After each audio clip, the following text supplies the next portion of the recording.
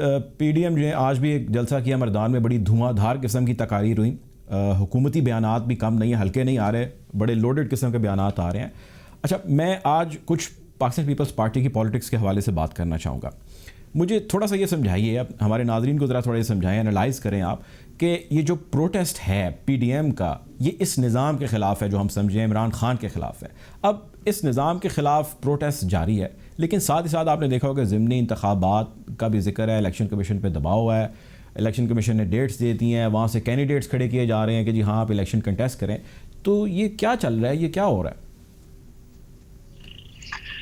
देखें, ये hypocrisy in the name of democracy हो रही है। ये जमहूरियत के नाम पर मुनाफकत बेच रहे हैं कौम के सामने, क्योंकि ये जानते हैं कि लोगों की एक बहुत बड़ी अक्सरियत जो है वो इतना शऊर नहीं रखती कि वो सियासतदानों की जो चालबाजियां हैं या जो सियासतदानों की चालाकियां हैं या जो इनकी मक्कारियां हैं उनको परख सके। और चूंकि वो दहाइयों दर दहाइयों से इनके झांसों में आ रहे हैं, लिहाजा ये उनको स्टूपिड बनाते रहे हैं और बना रहे हैं।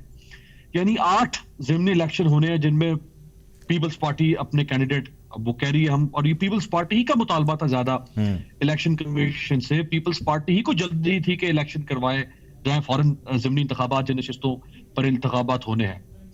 और आप अगर इलेक्शन करवा रहे हैं तो इसका मतलब है कि आप इस निजाम पर यकीन करते हैं। आप उन्हीं असम्बलियों के अंदर लोगों को मुंतखब करके दोबारा भेजना चाहते हैं जिन असम्बलियों के बारे में आप कहते हैं कि ये 2018 में इलेजिटिमेट असम्बलियां थी, नाजायज असम्बलियां थी। आप उन्हीं नाजायज असम्बलियों के लिए फिर इलेक्शन लड़ रहे हैं। अच्छा, अब सवाल यह है कि आप इलेक्शन लड़ने के अगर 10 दिन के बाद अगर आपके लोग जीत जाते हैं, 8 के 8 ऑपोजिशन जीत गई, तो अब वो जीते हुए लोगों को आप 10 दिन के बाद कहेंगे कि वो इस्तीफे दें। यानी करोड़ों खर्च करने के बाद जो असम्बलियों में पहुंचेंगे। अच्छा, अभी कुछ देर पहले अब्दुल शकूर शाद साहब JUIFA के रहनुमा हैं, उनसे मुतालिक मुझे पीटीआई के एक एमएनए ने, अब्दुल शकूर शाद साहब जो है वो JUIFA के शकूर साहब, सॉरी मैं शाद साहब कह रहा हूं, शकूर साहब जो हैं वो पार्लियामेंट में है JUIFA की तरफ से। तो मुझे पीटीआई के खैबर पख्तूनख्वा से एमएनए ने उनका नाम लेकर बताया कि वो कह रहे हैं कि भाई ये मौलाना फजलुर रहमान साहब को नहीं पता कि इलेक्शन जो है वो उस पर कितना पैसा खर्च होता है जब आप जीत के असम्बलियों में पहुंचते हैं। तो ये किस तरह से लोग जो है वो इनके कहने पर इस्तीफा देना शुरू कर देंगे। फिर आप एक डायकॉटमी है, ये एक देखिए ना, ज़िमनी इलेक्शन लड़ना ये इटसेल्फ एक डायकॉटमी है आपके डिसीजन मेकिंग में। आपको तो उस वक्त तक इस असेंबली या इन सारी असेंबलियों का बायकॉट करना चाहिए था जब तक आप समझते हैं कि ये निजाम जो फ्लॉड है आपकी नजर में, या जो जिसमें लोग सिलेक्ट होकर आते हैं, जब तक वो निजाम ठीक नहीं हो जाता। तो सिलेक्शन वाला प्रोसेस तो खत्म नहीं हुआ अभी तक। जो सिलेक्टर्स जिनको आप कहते थे 2018 में, वही लोग आज भी सिलेक्टर, यानी अगर सिलेक्टर वो थे तो वो तो आज भी मौजूद है अपनी अपनी कुर्सियों पे। आर्मी चीफ भी मौजूद है, DGI भी मौजूद है जिनका आप नाम लेते हैं। तो फिर आप उन्हीं के नीचे होने वाला इलेक्शन फिर मान लेंगे, और इलेक्शन कमीशन भी वही मौजूद है। इलेक्शन कमीशन की कोई रिकॉम्पोजिशन तो नहीं हुई ना, ये वही इलेक्शन कमीशन है जो 2018 में था। तो फिर बदला क्या है ऐसा? अचीव क्या करेंगे अमीर अब्बास साहब? मिलेगा क्या अभी ये अगर प्रोटेस्ट जो इनका लॉन्ग मार्च की सूरत अख्तियार करता है, वहां जाके अगर सिट इन यानी धरना हो जाता है, निकलेगा क्या, ऐसे हासिल क्या होगा? देखिए, धरना तो मेरा ख्याल है नहीं होगा। ना ही अभी तक धरने के बारे में इनसे बार बार पूछा जा रहा है, ये हतमी तौर पे कुछ कह नहीं पा रहे। मेरा ख्याल है ये तकरीरें होंगी, 8, 10, 12 घंटे का शो होगा, जो हो सकता है शायद रात गए तक जारी रहे या अगले दिन तक जारी रहे। क्योंकि अगर ये उसको धरने में तब्दील करते हैं तो फिर ये 3 या 4 दिन के बाद अगर उस धरने को खत्म करेंगे तो इनके लिए एम्बैरेसमेंट होगी। फिर इनके पास कोई फेस सेविंग नहीं होगी कि ये धरने को खत्म करें। देखें ना, इमरान खान साहब ने जब खत्म किया था तो उनके पास एक फेस सेविंग कह लें मुनासिब नहीं है शायद ये भी कहना, क्योंकि पेशावर में ऐसा हो गया था एक APS जी, तो उसकी वजह से इमरान खान साहब के ऊपर भी दबाव आ गया और इमरान खान साहब को एक मौका मिल गया कि वो अपना धरना खत्म करें। अब इनके पास तो कोई फेस सेविंग नहीं होगी।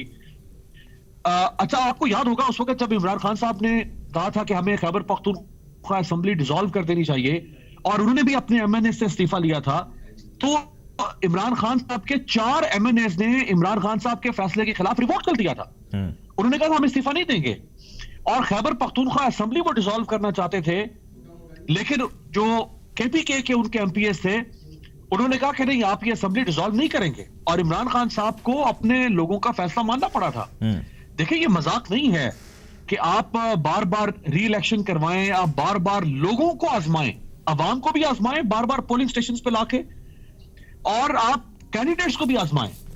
लिहाजा ना तो ये इस्तीफे देंगे, ना ही ये धरने में जाएंगे। ये अब आखिरी सवाल, आखिरी बड़ा अहम सवाल अमीर अब्बास साहब, ये बताएं, चले ये तो हो गया ना, ऑपोजिशन का काम होता है तनकीद करना, शोर डालना, हुकूमती चीज़ों के ऊपर नुक्ताचीनी करना। अब हुकूमत की बात करें, हुकूमत क्या कर रही है भाई, ये भी तो हमें बताएं। मतलब आप अशिया खुरनोश की कीमतों को चेक कर लें, आप रेट देख लें, आप DC रेट देख लें। भी थोड़ी देर पहले एजाज चौधरी साहब PTI से हमारे साथ थे, उनसे भी मैं ये सवाल कर रहा था कि भाई 2.5 साल हो गए हैं। कल का वज़ीर आज़म का आप बयान देखें, उस बयान के ऊपर आज पूरा जलसा मर्दान के अंदर जो है उन्होंने रख लिया अपना, ऑपोजिशन ने।